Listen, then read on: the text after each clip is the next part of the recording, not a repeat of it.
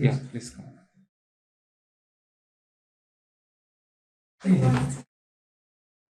Thank you interview के लिए कुछ स्ट्रेस तो नहीं? सर, थोड़ा बहुत है।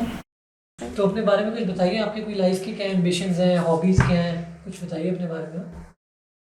सर, मेरी hobbies dancing, okay. Cooking and home organizing. और सर, मुझे यंग माइंड्स के साथ इंटरेक्ट करना अच्छा लगता है, उनके साथ नॉलेज शेयर करना अच्छा लगता है, उनकी प्रॉब्लम्स को सुनना, उनके कंसर्न को सुनना और फिर उनकी जो ओवरऑल डेवलपमेंट है उसमें हेल्प करना मुझे पसंद है सर। कोई स्ट्रेंथ्स या वीकनेसेस आप specific? Sir, strength, I can independently manage my own things. Okay. Yes, and sir, my weakness is sir, I am little bit emotional and introvert. तो ये इमोशनल जो नेचर है इसको ओवरकम करने के लिए आपने अभी तक कुछ किया है, वीकनेस को ओवरकम करने के लिए कुछ? सर, जो इमोशनल नेचर है सर, वो बच्चों के साथ इमोशनली कनेक्ट करने में मुझे हेल्प करता है, जिससे कि वो मेरे साथ, मैं उनके लेवल पे जाके उनकी प्रॉब्लम्स को सुन सकूं, जिससे कि सर वो मेरे साथ का ओपन हो जाएंगे और उनकी जो भी प्रॉब्लम्स होंगी वो मैं उनको डील कर सकूंगी, मुझे बता सकेंगे प्रॉब्लम्स को। केवीएस के इंटरव्यू के लिए आए हैं आप, राइट? केवीएस का मोटो पता है आपको? Yes sir. बताइए। Sir, the motto of Kendriya Vidyalaya Sangathan is तत्वम पूसनम अपावरनु, that is leading from darkness to light. Okay. एक मेरा टेक्निकल सब्जेक्ट रिलेटेड क्वेश्चन है, मतलब तो Faraday's law of electromagnetic induction आपने सुन रखे होंगे? Yes sir. Can you tell me what are that? Sir, when there is a Faraday's gives two laws of first law is that when a current carrying conductor is placed in a magnetic field, it experiences force. Okay. And second is, sir, when there is a relative motion between a conductor and a magnetic field, there is a current induced in a conductor. Impedance ratio क्या होता है transformer का? Sir, impedance ratio X by R. क्या है x और क्या है r? अगर सही है तो मुझे ये नहीं पता कि सही है नहीं। अगर x by r है तो x और r की वैसे? सर, X इसमें रिएक्टेंस होता है। अच्छा जी। And what is the numerator? Resistance. अच्छा। एक मेरे को और चीज पूछनी है आपसे, ट्रांसफार्मर की जो रेटिंग होती है वो केवीए में होती है कि केडब्ल्यू में होती है? सर, वो केवीए में होती है। केडब्ल्यू में क्यों नहीं होती? सर, वो इसलिए नहीं होती क्योंकि सर ट्रांसफार्मर मेनली वर्क करता है स्टेप अप वोल्टेज करने में और स्टेप डाउन वोल्टेज करने में। Okay. तो सर ये मेनली डिपेंड करता है वोल्टेज और करंट पे। अच्छा। और सर वोल्टेज की रेटिंग V होती है, V से हम वोल्ट को डिनोट करते हैं, और सर करंट की रेटिंग एम्पियर होती है। इसलिए वोल्टेज की हम जो रेटिंग लेते हैं वो केवीए या फिर VA में लेते हैं, वोल्ट में नहीं लेते हैं। ओके। सर, ये दिल्ली में गवर्नमेंट कॉलेज में था या फिर? सर, ये सेमी गवर्नमेंट था। क्या था कॉलेज का? संस्था का कॉलेज था, जो सूरजमल, महाराजा सूरजमल थे।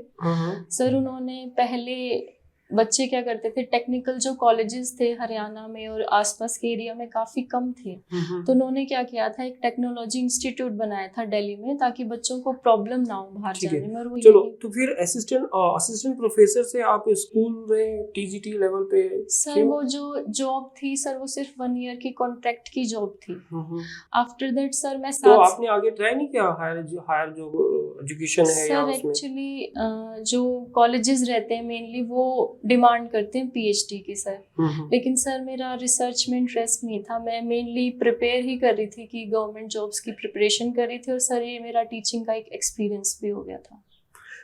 तो केवीएस में अगर बाई चांस आपका नहीं होता सिलेक्शन, तो आपका क्या प्लानिंग है? नेक्स्ट प्लान बी क्या है आपका?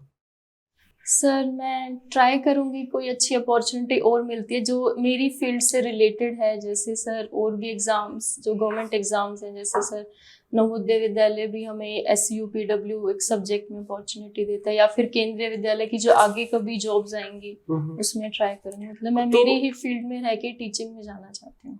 तो टीचिंग मतलब आपको अच्छा लगता है? सर, मुझे टीचिंग, जब मैंने एक्सपीरियंस था जो सर मेरा 1 साल का, वो मेरा फर्स्ट एक्सपीरियंस था टीचिंग का।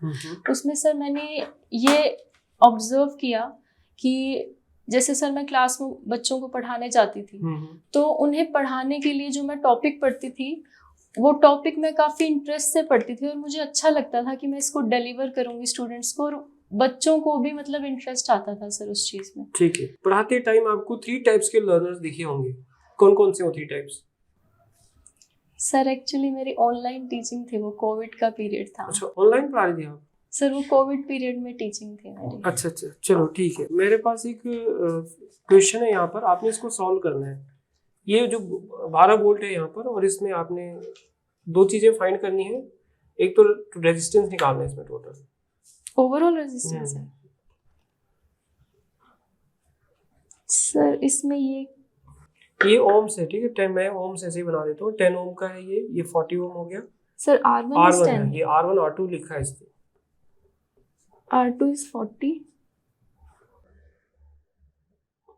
R3 देख रहे हो? R3 है, R3 30 है, 30 20 20 60। 60। ठीक है सर।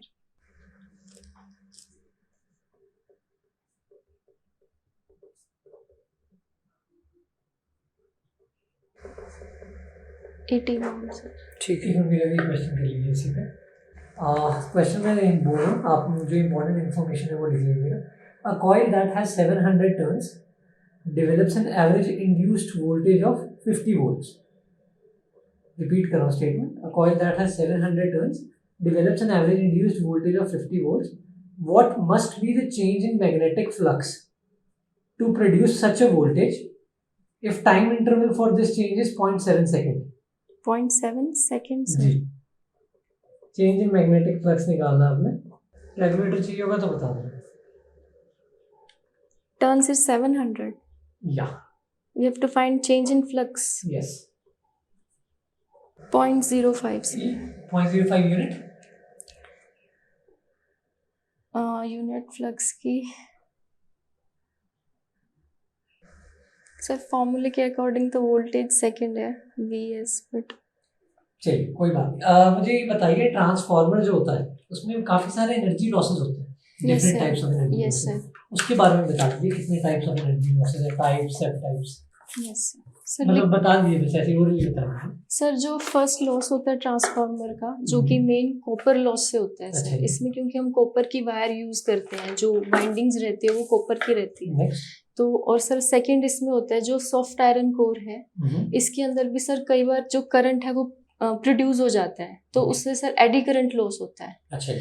और थर्ड है सर हिस्टेरिसिस लॉस, जो कि मैग्नेटाइजेशन और डीमैग्नेटाइजेशन ऑफ सॉफ्ट आयरन से हो जाता है। अच्छा जी, तो ये कोर लॉस में ही होता है जो हिस्टेरिसिस है? Sir hysteresis loss soft iron core loss में ही होता है। ठीक है। इसमें सर मेनली जो क्या होता है सर, जैसे मैग्नेटिक फील्ड अपनी डायरेक्शन को चेंज करती है, तो जैसे सर मैग्नेटिक फील्ड अपनी डायरेक्शन को चेंज करेगी, वैसे ही जो सॉफ्ट आयरन कोर है इसके अंदर वो कभी तो मैग्नेटाइज होगा, फिर कभी दोबारा से वो डीमैग्नेटाइज होगा, फिर दोबारा मैग्नेटाइज होगा।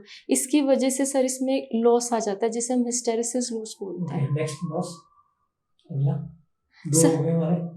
सर एक तो एडी करंट लॉस है। एडी करंट, हिस्टेरिसिस, तो ये कोर लॉस में आ गया। हाँ इससे जी। पहले आपने मुझे बोला था कॉपर लॉस। कॉपर लॉस और सर losses? मेनली 3 टाइप्स के लॉस रहते हैं इसमें। कोई और स्ट्रे लॉस, स्ट्रेन, STRAY ऐसा कुछ होता है? Stray losses dielectric loss? Sir इसमें लीक फ्लक्स जो होता है वो लीक करता है, उसकी Okay. वजह से भी लॉस आ जाते हैं, फ्लक्स लीकेज लॉस। तो उसे क्या कहते हैं फिर? सर वो मेनली स्ट्रे लॉस में ही कैलकुलेट किए Stray loss. जाते हैं। और डाइलेक्ट्रिक लॉस? सर डाइलेक्ट्रिक वो तो अगर डाइपोल अपना मोमेंट को छोड़ देता है तो उसकी वजह से डाइलेक्ट्रिक लॉस भी आते हैं, जो ठीक। सॉफ्ट आयरन कोर में रहते हैं। ओके सर, कंटिन्यू करिए। ठीक। क्वेश्चन है मेरा, लिखो 100 joule of heat is produce each second in a 4 ohm resistance.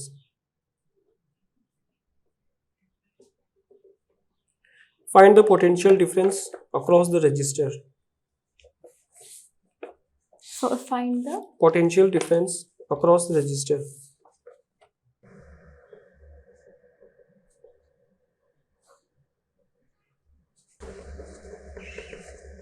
Sir 20 volt. ठीक है। एक और क्वेश्चन है मेरा कि 400 वाट का कोई भी एक फ्रिज लगा रहा, रेफ्रिजरेटर है, operates 8 hour per day. Operates 8 hours per day, 8 घंटे वो पर हर दिन चलता है। आपने बताना कि कितना पावर कंज्यूम करेगा 1 मंथ में, 30 डेज में।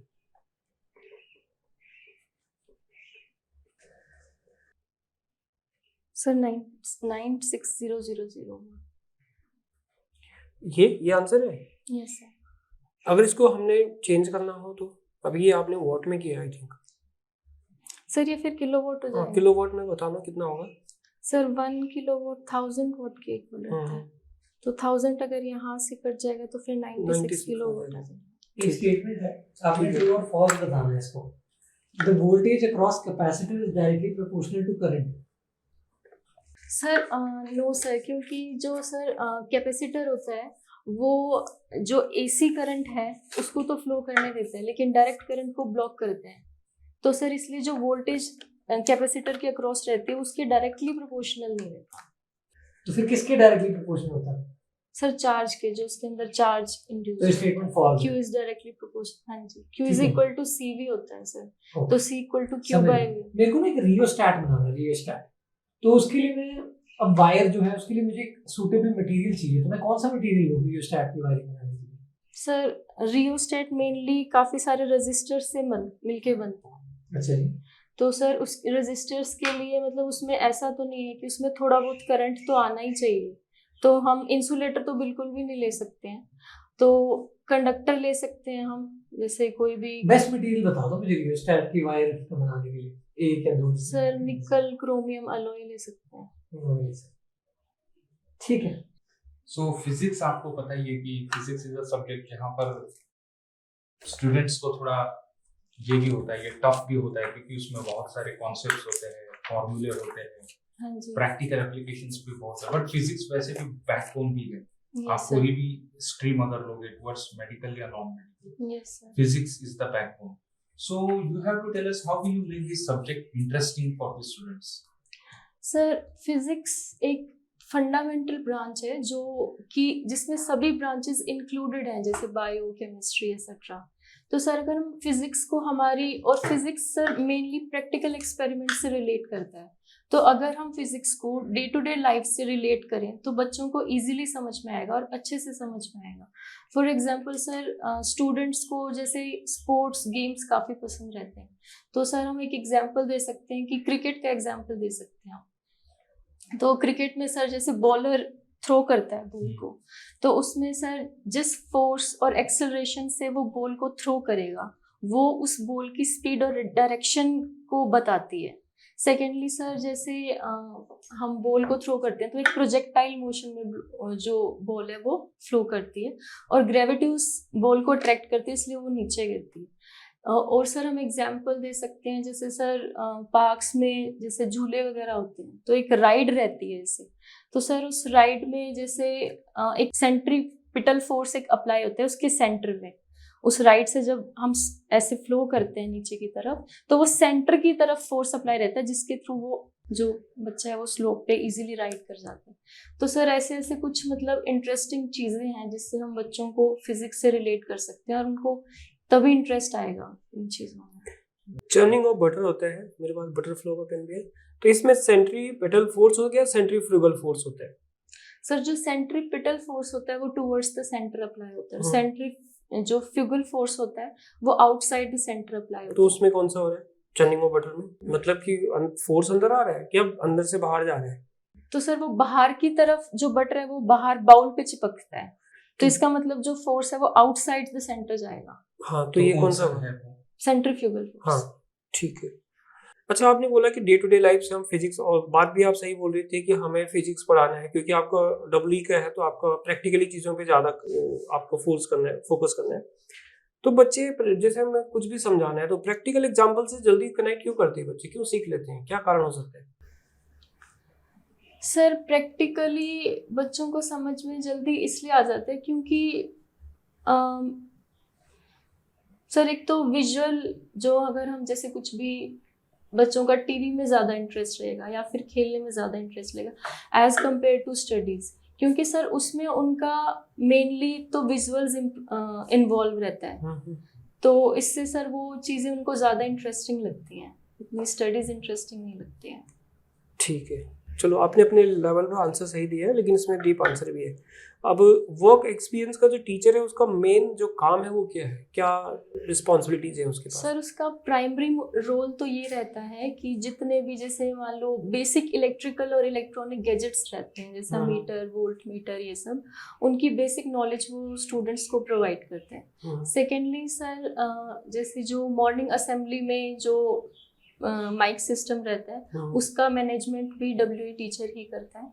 एंड थर्डली सर जो भी जैसे स्कूल एरियाज में कोई भी इलेक्ट्रिकल रिलेटेड कुछ भी प्रॉब्लम आ जाती है तो उसकी मेंटेनेंस में भी वो सुपरवाइज करता है। माइक से मुझे एक क्वेश्चन याद आया, जैसे पिच होती है, पिच पिच वो क्रिकेट वाली नहीं, साउंड पिच, सबसे हाईएस्ट पिच किसकी होती है? Sir I don't. ठीक है। और एक और क्वेश्चन है मेरा आपसे, हम जैसे न्यूटन के लॉ की बात करते हैं, क्योंकि क्वेश्चन मैं बहुत लोगों से पूछता रहता हूँ, बेसिक क्वेश्चन है ये। तो जो न्यूटन का जो फर्स्ट लॉ ऑफ इनर्शिया है, इसके बारे में थोड़ा बताओ कि ये क्या है?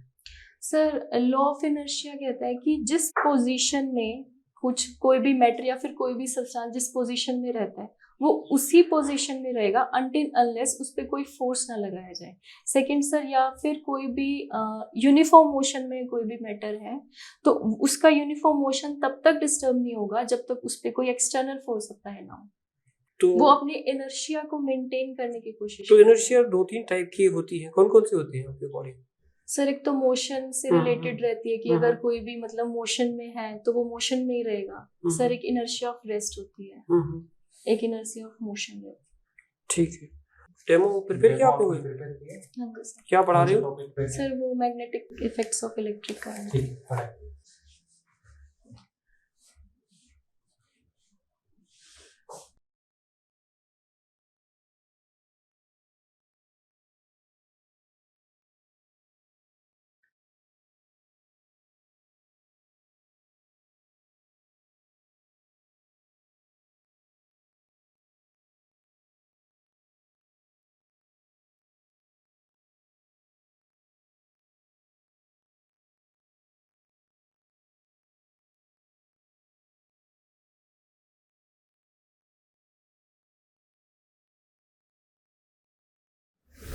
Sir, can I assume this as a classroom? Yes.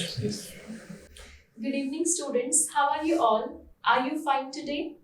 So, our today's topic, before we start our today's topic, I want to recapitulate some things about electric current. आपने सुना भी होगा कि इलेक्ट्रिक करंट्स कुछ अपने इफेक्ट्स को produce करता है। तो जैसे हीटिंग इफेक्ट रहता है, जैसे वायर्स हैं, वायर्स में इलेक्ट्रिक करंट की वजह से हीटिंग इफेक्ट आ जाता है। और केमिकल इफेक्ट्स हैं, उनमें से एक और थर्ड है मैग्नेटिक इफेक्ट ऑफ करंट। तो today's topic is magnetic effect of electric current. इसमें ऑर्स्टेड एक साइंटिस्ट थे, उन्होंने एक एक्सपेरिमेंट किया था जिसमें उन्होंने एक वायर से करंट पास करवाया था और उस सर्किट में गैल्वेनोमीटर भी साथ में रखा था, कंपास साथ में रखा था।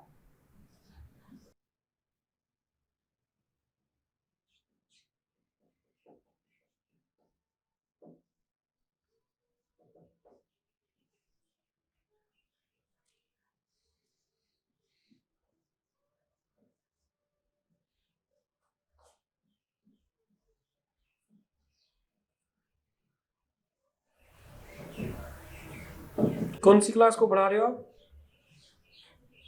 कौन सी क्लास को पढ़ा रहे हो? सर 10th क्लास लिखना था ना, क्लास 10th। सर यहाँ हाँ। तो ऑर्स्टेड ने एक एक्सपेरिमेंट किया, उसमें उन्होंने एक सर्किट बनाया जिसमें एक बैटरी थी, एक कंपास लगाया,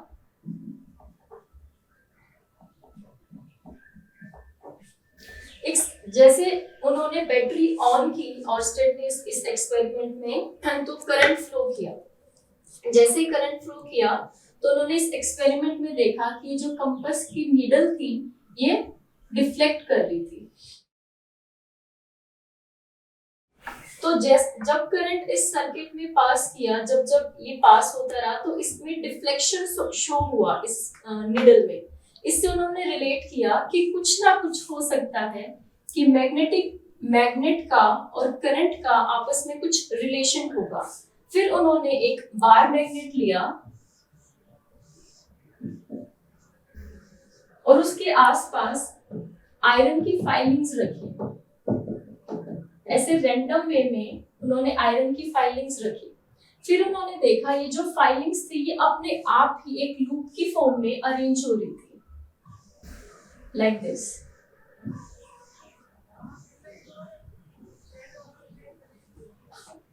फिर उन्होंने फिर से एक कंपास लिया और यहाँ पे फिर से एक एक्सपेरिमेंट किया। तो जैसे जैसे वो कंपास को मूव कर रहे थे, कंपास की निडल इस डायरेक्शन में ऐसे मूव कर रही थी। कंपास की डायरेक्शन में ही ये लाइंस जो लूप हैं इसी के डायरेक्शन में कंपास मूव कर रहा था। यहाँ से इन्होंने एक अनुमान लगाया कि हो सकता है कि करंट का, ये मैग्नेटिक फील्ड का और करंट का कुछ आपसी रिलेशन है।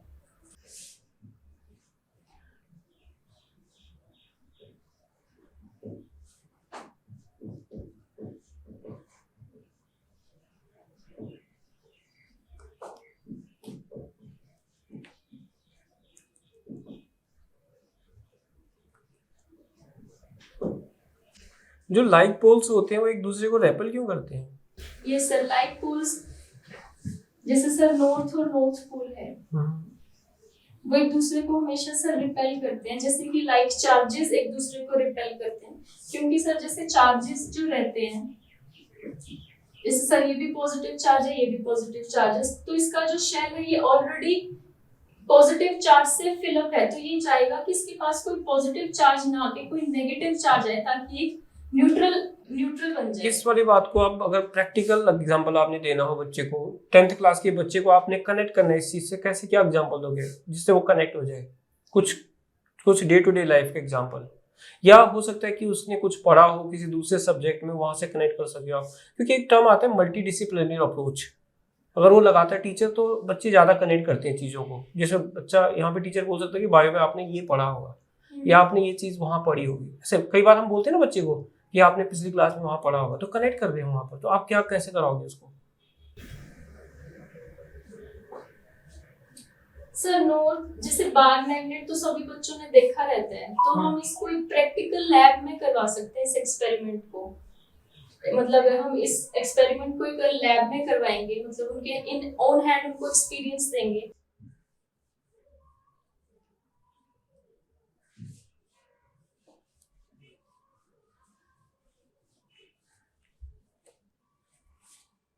ठीक है, बैठ जाओ। Thank you.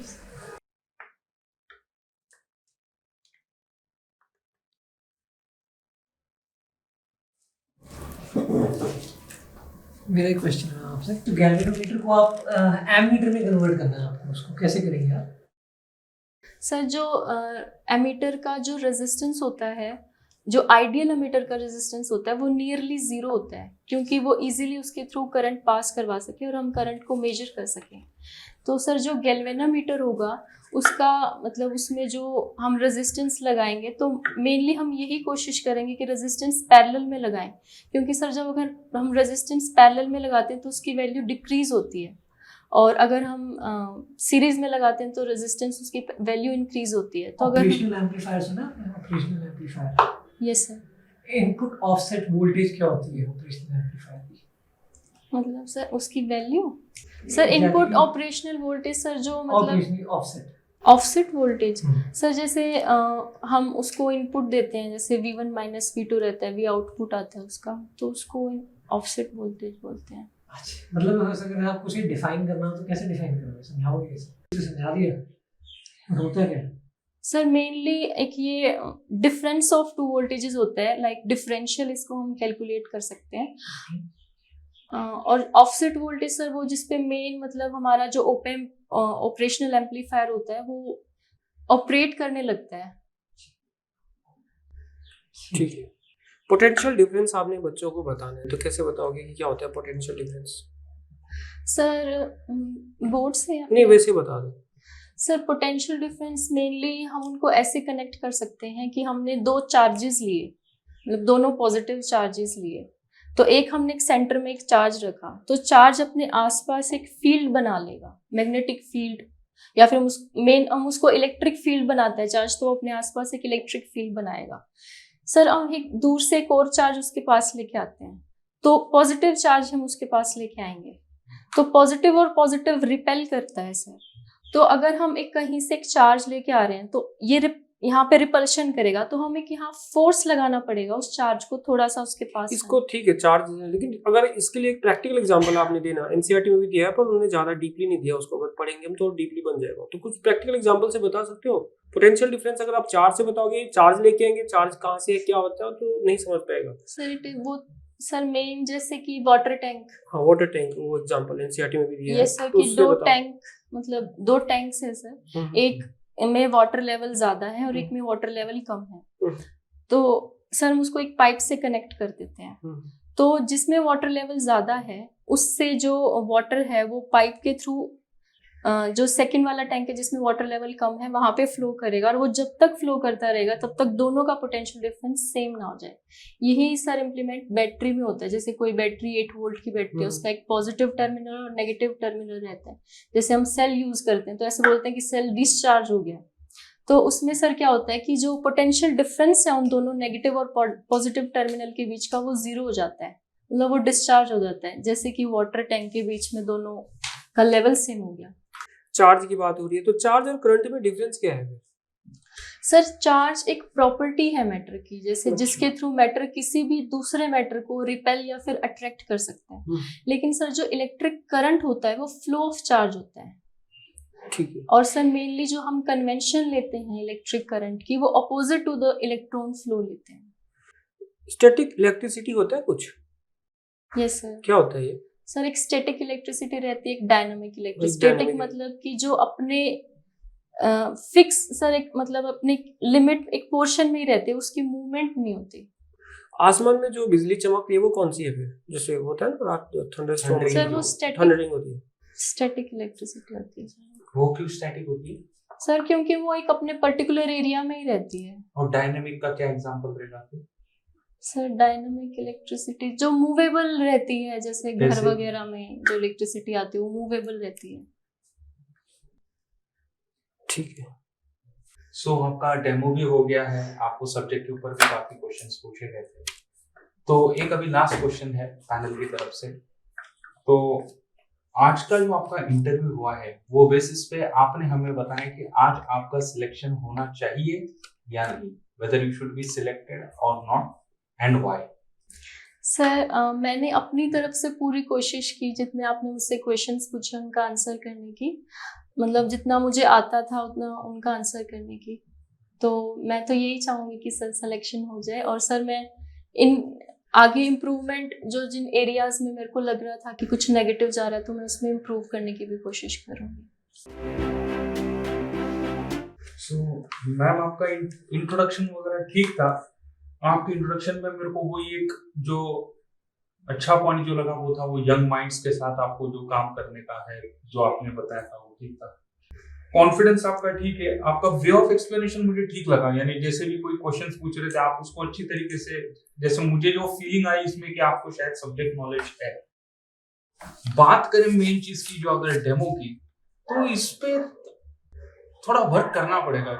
और सेकंड चीज जैसे डेमो जब होता है ना तो आपको you have to make your demo interactive and engaging. जैसे आपको in between you have to keep asking to the students, जैसे आप कोई कांसेप्ट बता रहे हैं, yes you tell me what is the magnetic effect of electric current, what will happen when the ion filings के around हम electric जो sir उनसे क्वेश्चंस भी पूछ सकते हैं। हाँ यस एग्जैक्टली दैट, तभी तो एंगेजिंग होगा ना और इंटरेक्टिव होगा।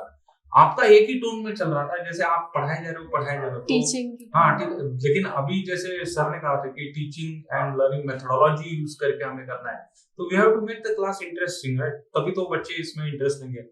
और magnetic effect of electric current, तो इसमें तो आप काफी कुछ कर सकते हैं जिससे क्लास इंटरेक्टिव और एंगेजिंग हो।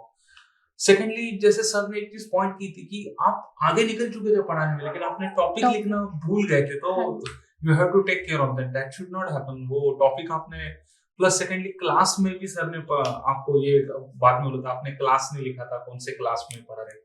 तो डेमो के कुछ बेसिक फंडामेंटल्स होते हैं, जैसे आने के बाद जैसे एक आपने पूछा can I consider this room as my classroom, okay. फिर व्हाट इज टुडेस डेट, जैसे आपने बताया okay today is 12th of May, फिर आपने date. So what is our subject, work experience, okay. We are studying in class 10, इस तरीके से थोड़ा जैसे आपका इंटरेक्टिव भी हो जाएगा एंड देन आप भी एक फ्लो में आ जाओगे, आपका भी उसमें फिर एक स्टेप बाय स्टेप जाओगे ना, तो आपको भी कंफ्यूजन नहीं क्रिएट होगा उसमें। फिर आप धीरे धीरे से एग्जांपल्स देके फिर आप टॉपिक को इंट्रोड्यूस करोगे, तो उसमें भी क्या स्टेप्स 1 2 3 4 5 6 वो फॉलो करोगे, तो फिर it will look a good demo. बात करें फिर थोड़ा सा आई कांटेक्ट पे भी, मैंने तो ऑब्जर्व किया आपको कि जैसे आप एक ही पैनलिस्ट को जैसे फॉलो करते हो, आई कैन अंडरस्टैंड कि आपको अगर सब्जेक्ट रिलेटेड क्वेश्चन पूछा गया है उसमें आप उनको एक्सप्लेन कर रहे हो, तो you are engaged with that. But कोई जनरल क्वेश्चन जैसे केवीएस के बारे में या what are the how will make the class interesting होगा, तो उसमें आप तीनों पैनलिस्ट के साथ eye contact you can make it, तो उसका थोड़ा सा प्रैक्टिस कर लीजिएगा। बाकी why we should hire you का भी आपने ठीक, मुझे ठीक लगा, मतलब आपने जैसे कहा कि एक तो मेरा ये भी अच्छा हुआ और plus I will keep on learning areas of improvement, ठीक था। बट मुझे ऐसे लगता है कि जो ग्रे एरिया, जो मैं आपको एक फीडबैक दूं तो आप डेमो पे काम कीजिएगा। डेमो इज समथिंग वेयर आपको थोड़ा सा और इसके ऊपर फोकस करना पड़ेगा। यू हैव टू मतलब मेक द डेमो इंटरेस्टिंग। बाकी आपका सब्जेक्ट नॉलेज है, तो सब्जेक्ट से रिलेटेड जो भी आपसे पूछा जाएगा या आपको प्रॉब्लम्स पूछे गए थे, आपने उनके सही जवाब दे दिए। But this is the area, अगर मेरे तरफ से एक सिंगल फीडबैक आपको देना तो you please focus on your demo, make the उसमें कुछ थोड़ा सोचिएगा एंड डू समथिंग इनोवेटिव। हाँ, इनोवेटिव कीजिए उसमें डेमो सर। ठीक है, तो डेमो पे तो बात हो गई है। डेमो क्योंकि डेमो सर जैसे सर ने बोला है वो इंटरेस्टिंग होना चाहिए। जब हम क्लास को एंगेज करेंगे तभी तो, हमें कितना आते हैं मैटर नहीं कर रहा, वहाँ पर हम कैसे पढ़ाते हैं वो मैटर करता है। आप हमारा वो टीचिंग स्टाइल देखना चाहते हैं, पढ़ाने का तरीका देखना चाहते हैं। अभी मैग्नेट की बात कर रहे थे हम लोग, मैग्नेटिक तो चैप्टर ही है, तो टीचर एक मैग्नेट की तरह होना चाहिए, मतलब बच्चे का पूरा जो कंसंट्रेशन हो टीचर उसकी तरफ आ जाना चाहिए। ठीक है, तो इस तरह की चीजें हमने बोलनी है और प्रैक्टिकल एग्जांपल ज़्यादा देने हैं। ठीक है, तो ये हमारा कुछ जो, क्योंकि एक बिहेवियरिस्ट को बिठाते हैं वहाँ पे, साइकोलॉजिस्ट को बिठाते हैं, तो आपका बिहेवियर कोई चेक करता है कि आपके अंदर बिहेवियर, आपका बिहेवियर कैसे है। क्योंकि दो चीज़ें यहाँ पे चेक हो रही है, आपका स्किल्स, जो आप पढ़ाने के स्किल्स है, कम्युनिकेशन स्किल्स है, जो भी है टीचिंग स्किल के यहाँ पे, और दूसरा आपका बिहेवियर। बिहेवियर में आप बिल्कुल शांत स्वभाव के हो, और बच्चे शांत स्वभाव से पढ़ना मोनोटोनस हो जाएगा वो क्लासरूम। एंगेजिंग करना है, हमें मूव करना है, बच्चों से क्वेश्चन करने हैं, स्माइलिंग फेस है ना, इस तरह की चीज़ें हैं जो जिसमें काम करने की ज़रूरत है। ठीक है, तो ये मेरे डेमो की जहाँ तक बात करें हम, और डेमो तो मुझे लगता है कि इम्प्रूवमेंट का स्कोप है। सपोज आप कोई टॉपिक आज जैसे शुरू करना है, आप थोड़ा सा फैक्चुअल इन्फॉर्मेशन में चले गए कि ये एक एक्सपेरिमेंट था, वो स्टूडेंट ने किया था, फलाना किया था, तो वहाँ पे डायरेक्ट थोड़ा ना फोकस खत्म हो जाता है बस, क्योंकि वो थ्योरेटिकल सा चलने लग जाता है सब। और किसी बता सकते हो कि आपने कभी बार मैग्नेट यूज़ किया, ये किया बचपन में ऐसे करते थे, नॉट टू सॉल्व करते थे ऐसे, तो ये थोड़ा सा इंटरेक्टिव हो जाता है उससे। फिर उससे क्या होता है कि स्टूडेंट का थोड़ा सा फोकस बन जाता है। अभी जैसे आप पढ़ा रहे थे, मेरे को लगता है जो कॉलेज है उस पॉइंट ऑफ व्यू से शायद फिर ठीक लग जाता, लेकिन जैसे 6 to 10th के लिए है इंटरेक्टिव, हाँ, कॉलेज वर्क एक्सपीरियंस भी है, तो उसमें आपको थोड़ा सा इंटरेक्शन डालनी पड़ेगी। जो आंसर आप पूछे थे यूनिट क्या था मैग्नेटिक फ्लक्स का, आई थिंक वेबर, हाँ वेबर सर, मेरे को अभी क्लिक किया माइंड में जी। तो बाकी आपकी overall personality is good, teacher के पॉइंट ऑफ व्यू से प्रेजेंटेबल है, आपकी कम्युनिकेशन स्किल्स भी मुझे अच्छी लगी, कोई प्रॉब्लम नहीं है। सो इट्स जस्ट जैसे निकल लेट हो गए, शायद थोड़ा सा कम चीज़ें और सिखा देते, फिर भी कोशिश करते हैं जितनी मैक्सिमम चीज़ें बता देंगे तो आप वहाँ पे अच्छा परफॉर्म करेंगे। Subject knowledge is good. Thank you sir. Thank you so much.